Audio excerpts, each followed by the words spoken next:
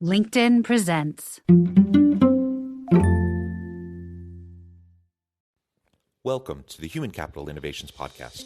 We're your source for personal, professional, and organizational growth and development, where we share original research, explore industry trends, and interview executives and thought leaders from across the globe.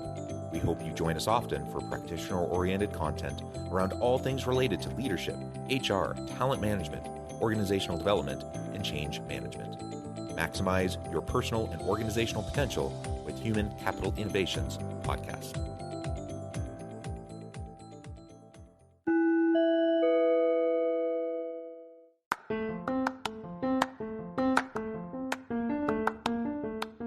Do you enjoy the Human Capital Innovations Podcast? Enjoy ad-free listening by going to the Patreon page, and please consider contributing even at the producer or sponsorship level. And please leave a review. Thank you for your support.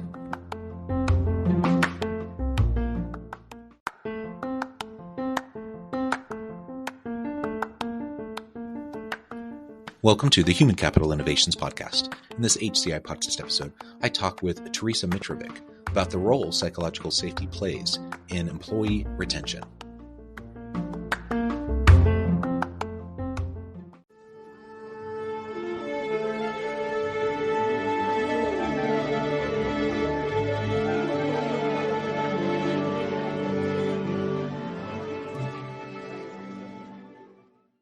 Teresa Mitrovic, welcome to the Human Capital Innovations Podcast.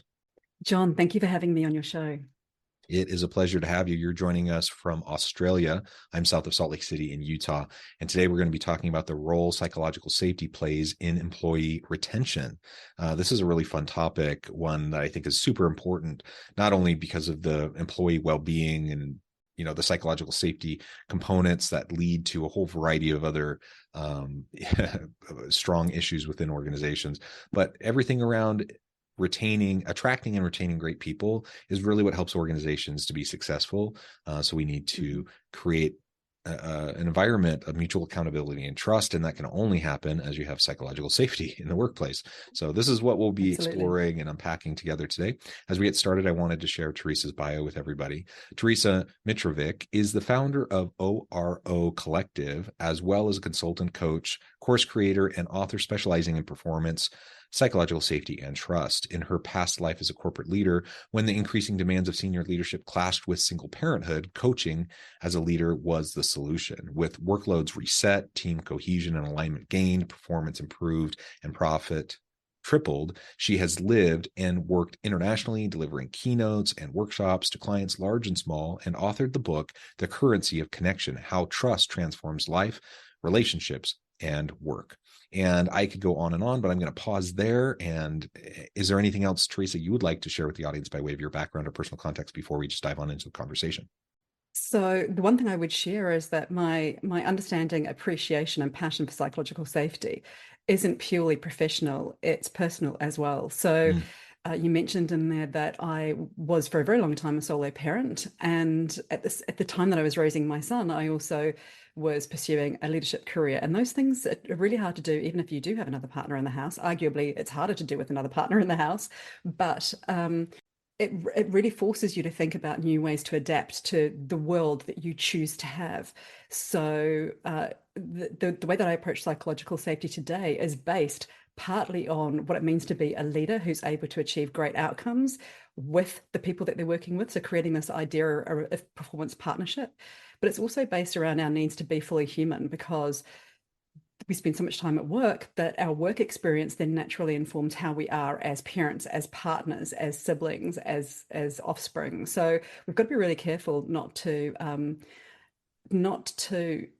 try to fragment our lives too much as employees or leaders, and then the other parts of self that we have. So when I think about psychological safety and the work that I do, it's based on this 18-year corporate leadership background, as well as my decade plus in sitting on this side of the fence, but also informed by being a parent, a partner to a neurodiverse man, and so much more. Yeah, wonderful. All right, well, let's go ahead and dive on in, and maybe you can explain for us what you mean by psychological safety, and then we can get into the role it plays in employee retention. Perfect. So psychological safety is often understood as a team dynamic that's really about how comfortable and relaxed people feel about their ability to speak up without fear of judgment or ridicule or fear of being wrong. I take it down another notch and look at it in terms of what safety means and what psychological means. So psychological is about our mental and emotional landscape, and safety we all understand, right? Safety is the absence of fear.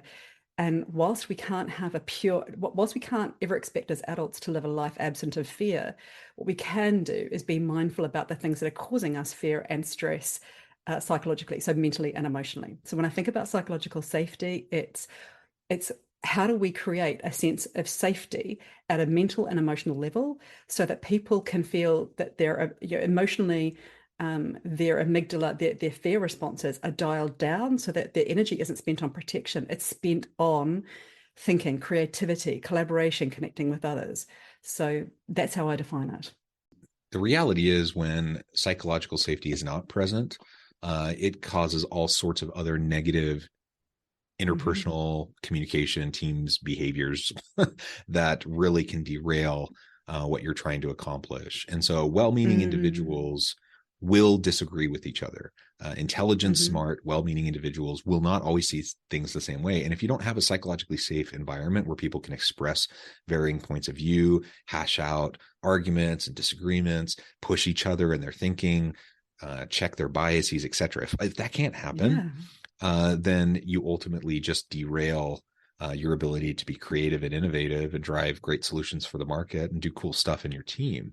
And we've all been there. We've all been parts of teams where that hasn't been the case, where that safety wasn't present, where you felt like you had to self-monitor, where you had to muzzle yourself, where you had to make sure that you spent, like you said, you spent more energy trying to just navigate the politics or the dynamics of the team and saying, thinking about what you can say and can't say and all those sorts of things, that you're tiptoeing around each other rather than actually trying to move things forward.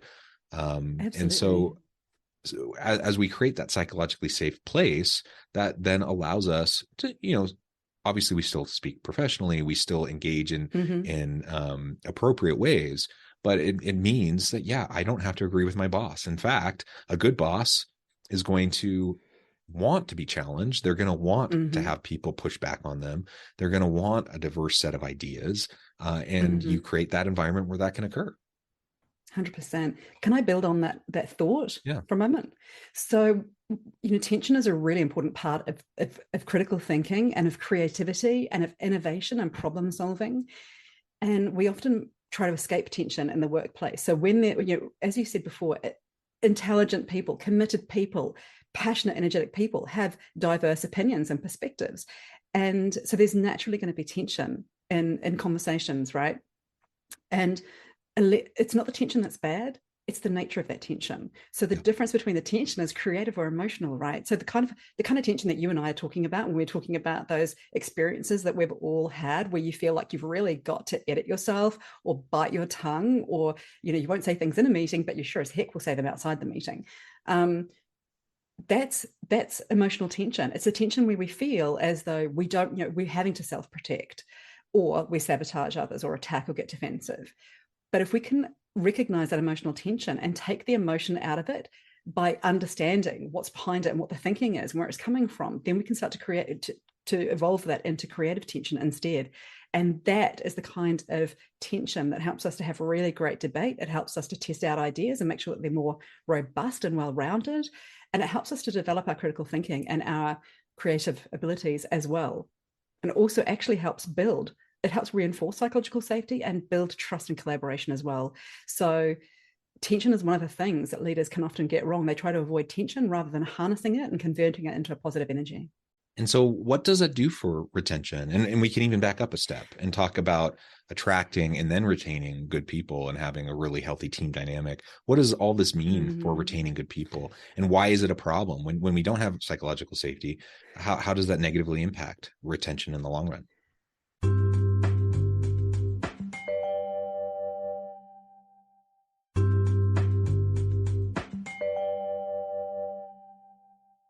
I'm going to start with your final question. So how does a lack of psychological safety impact an organization? We're all aware of that old phrase that people don't leave bad jobs, they leave bad managers. And that is a reaction, at a very deep level internally, that we're so misaligned. We cannot survive there any longer. We have to exit for our own sanity or our own sense of well-being. So employee retention and psychological safety naturally go hand in hand because we are human. If we do not feel psychologically safe, we are basically in a survival mode, and there is only so long that we can exist at that level, because it's so energy intensive and it's so punishing that it automatically leads to attrition.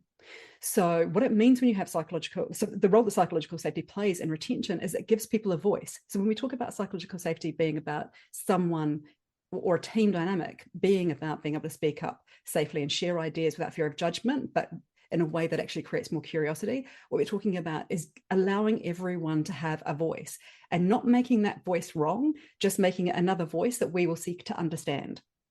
It also then, when someone starts speaking up, they are naturally more inclined to become more involved, become more intrinsically engaged, right? So they become more committed, because suddenly with a voice comes agency. You're actually able to do something different, because suddenly what you're saying matters. Whether or not it gets woven into a plan or a solution, you're still being heard.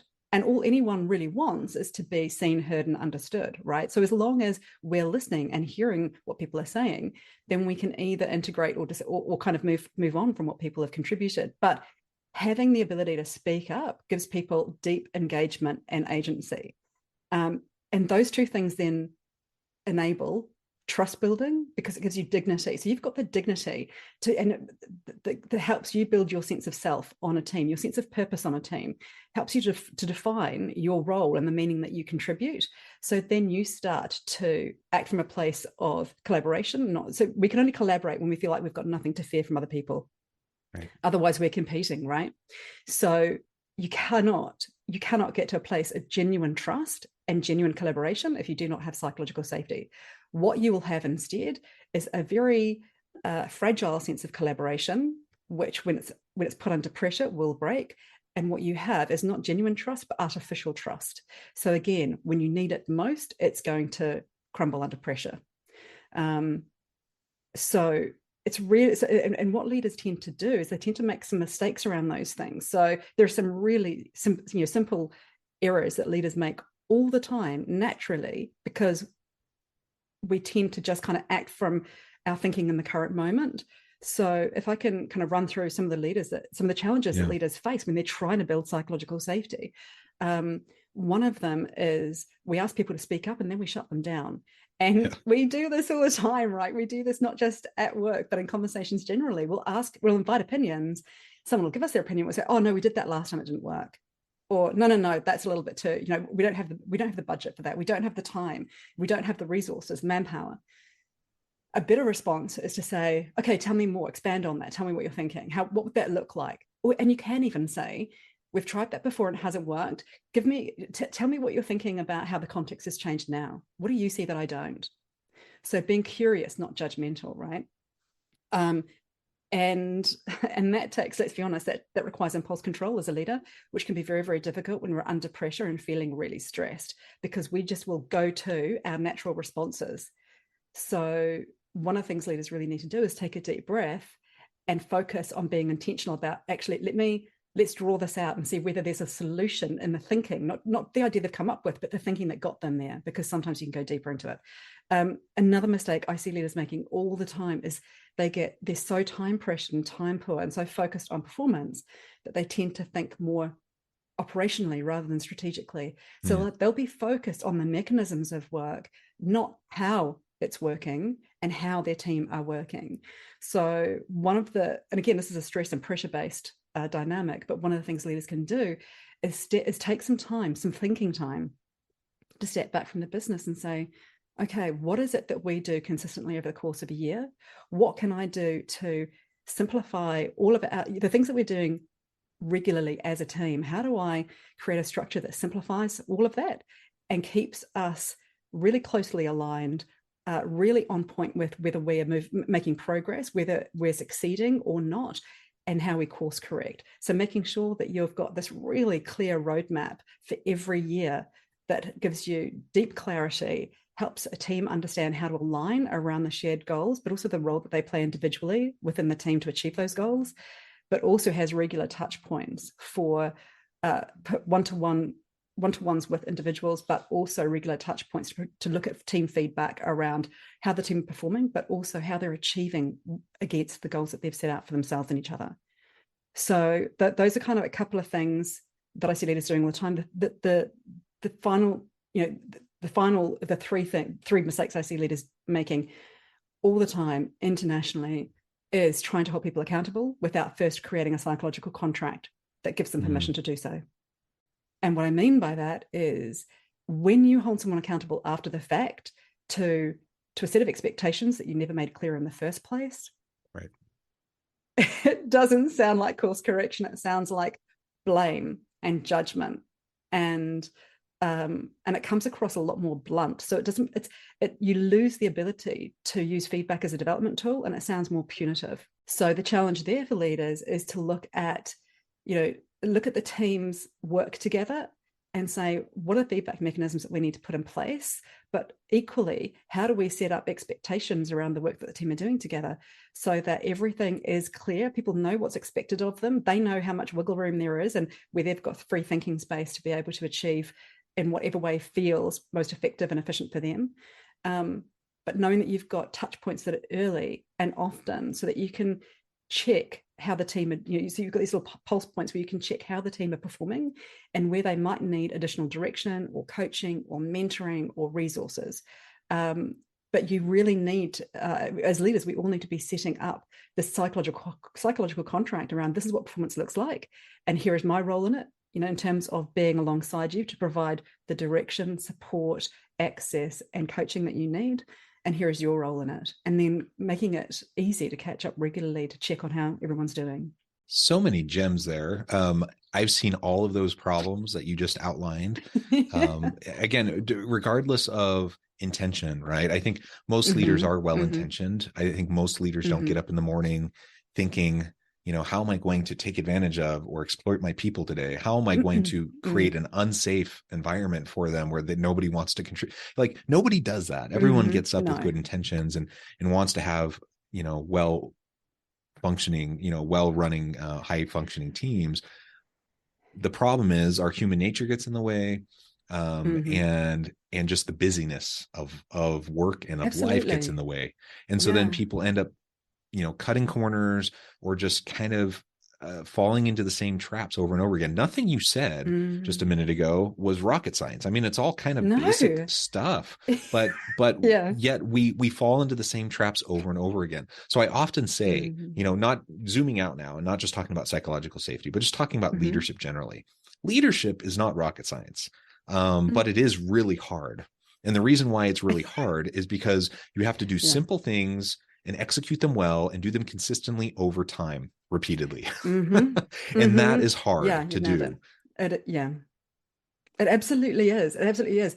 There's this trust model that talks about the 4 different C's of trust, and consistency is one of them. So being able to consistently behave in a certain way and it's really hard when you've got so many things going on around you and so many demands on you as a leader, and particularly when you are, I was going to say, you're working with external stakeholders, often internal peers or stakeholder groups.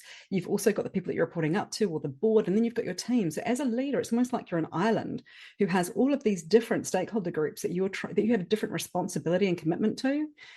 And so you're juggling all of that, whilst at the same time, as is true, I think, for all of us, having deep pressure put on you in terms of performance outcomes. So being able to be intentional and precise and consistent in your thoughts and your words and your actions can be incredibly difficult. And that's why I mention the idea of impulse control, because when you're stressed, instinct kicks in and you will respond from a place of habit.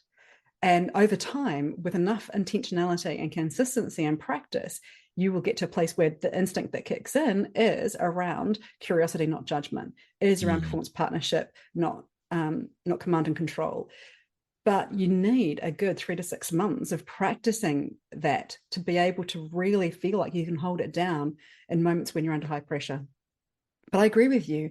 Most leaders, want to have a positive impact. They want a team that's happy, high functioning, engaged, committed, trustworthy. But no one's taught them how to do that. Most leaders have learned how to lead and manage by default based on what they have felt works and doesn't work in the past with the teams that they've led or the people who have led them. So often we pick up some really bad habits, and no one ever peels back the onion and says, okay, so put aside everything that you know for a moment and, imagine, and I remember saying this to one client once, imagine if you were coming into your role brand new with all of the experience and knowledge that you had about the business, the people inside it, the demands on the business, the expectations of you, how would you design your workload and your team's workload going forward based on what you know, not what you've been doing? And even that can be a really great exercise to do, to think about, well, actually, how do I change the way that we're working and the way that we are, the way that we deliver our work, but also the way that we work together, so that we are making this not just effective from an output perspective, but also really effective from a team integration and team collaboration perspective, and critical thinking as well. I think one of the things that we don't talk to leaders and managers enough about is the role of developing critical thinking and creativity in your team as well. We're often so focused on the output that we don't focus on the input and the stuff that's actually creating the quality of that output.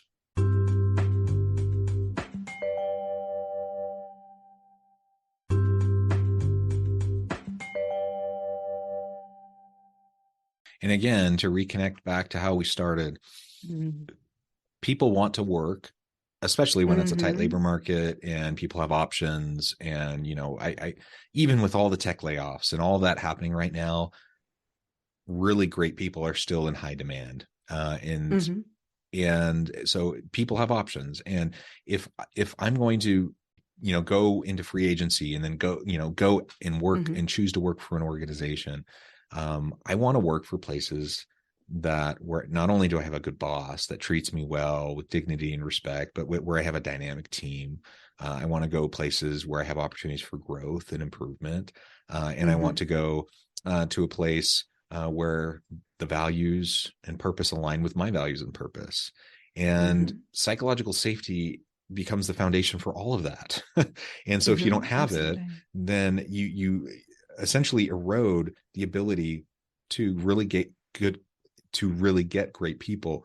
And you might trick people in the short term. You might be able to put on a facade and people come because they think you're a great place to work, but your reputation will precede you. And it doesn't take long for word to get out that you're actually a pretty crummy place to work.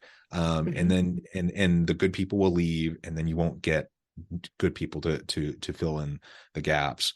And so really, if you want a good pipeline of great talent, you have to start with psychological safety, that foundation of mutual accountability and trust. You have to make sure that these things are clearly communicated, where you know your people and have the opportunity to have those ongoing conversations and that dialogue. All of that will lead to greater levels of psychological safety and greater levels of retention, which ultimately, of course, drive a whole slew of other positive outcomes for organizations. And you ultimately bring more value to the market, and you're relevant as an organization, and you grow, and you're able to do great things. And that's what everyone wants. Absolutely. And psychological safety, when you work it into not just your leadership behaviors and your team dynamics, when you work it into the systems in your business as well, that's when you start to really lock in the idea of psychological safety from an organizational perspective.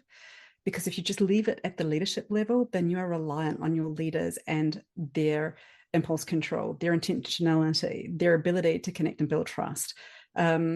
So it's really important at an organizational level, to think about it across multiple levels, not just at the leadership, at the team level or the leadership level, but also at the systemic level as well, and equally right down to the level of individual.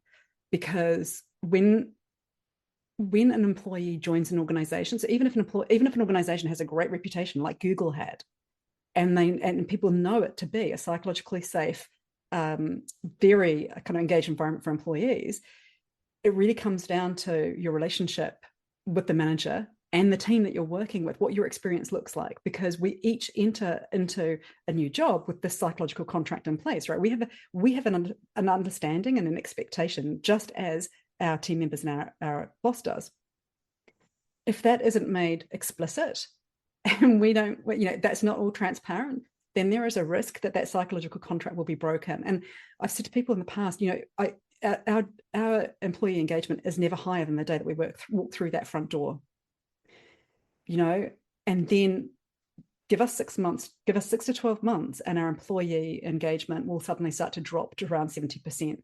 Now, when we're doing employee engagement surveys and we've got 70% response rate, we shouldn't be excited. We should see that as 30% of employees don't even care enough to tell us what they're thinking or how they feel about it, right?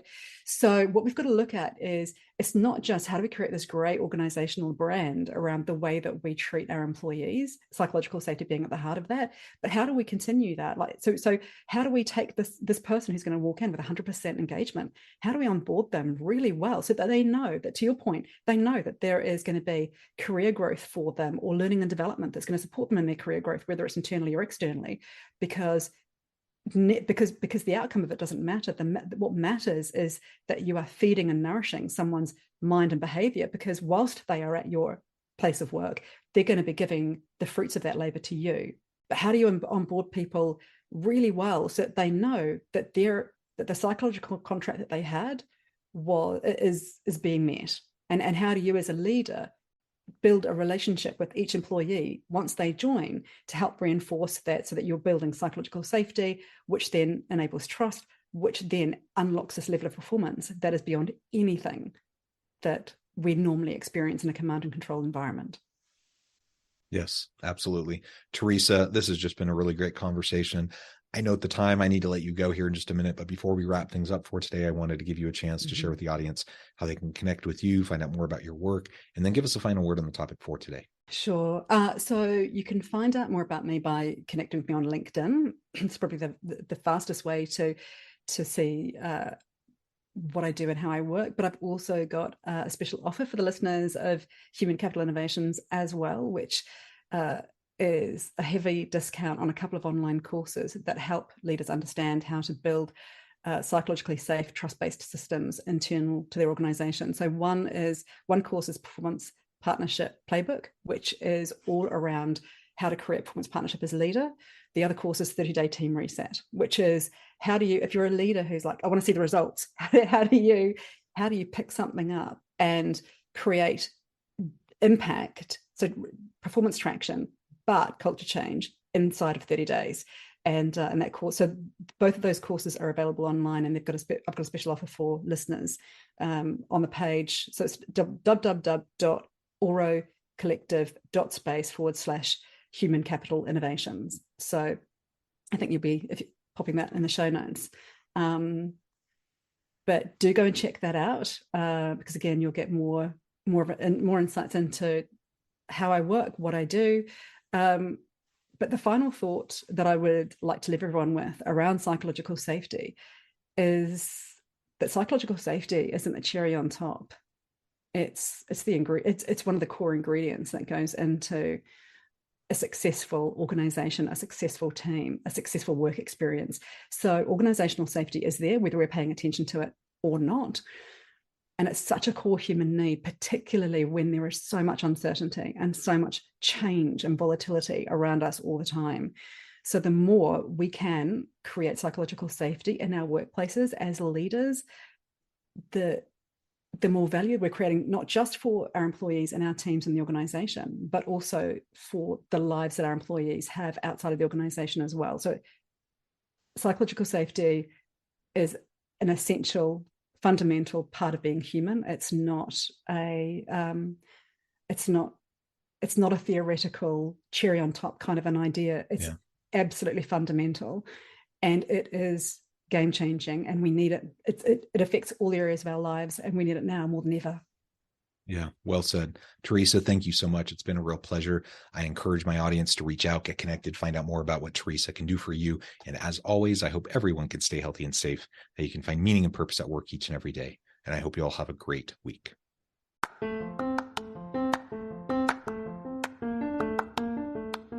you enjoy the Human Capital Innovations podcast? Enjoy ad-free listening by going to the Patreon page. And please consider contributing even at the producer or sponsorship level. And please leave a review. Thank you for your support.